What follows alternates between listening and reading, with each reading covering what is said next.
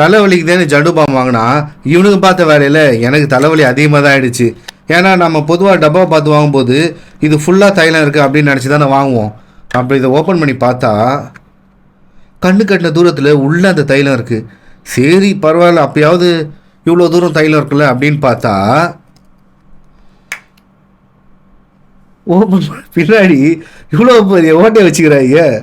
இதை பார்த்தீங்களா, இது ஃபுல்லாக எதுக்கு இதை மூடியை வேறு போட்டு மூடி வச்சுருக்காங்க. ஸோ தைலம் பார்த்தீங்கன்னா ரொம்ப கம்மியாக தான் இருக்குது.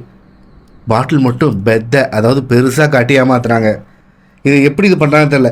சரி இதை ஏன் அப்படி பண்ணீங்கன்னு நம்ம கம்பெனிக்காரன் கேட்டால் ஸ்டெபிலிட்டி, இது ஒரு டிசைன் அப்படின்னு சொல்லி நம்மளே விட்டுவாங்க.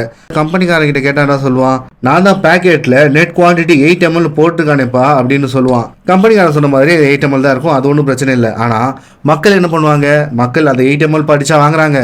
பெரிய பாக்ஸ் இருக்குது, ஸோ இது ஃபுல்லாக தைலம் நினச்சி தானே வாங்குறாங்க. அதுதானே என் உலக வழக்கம்.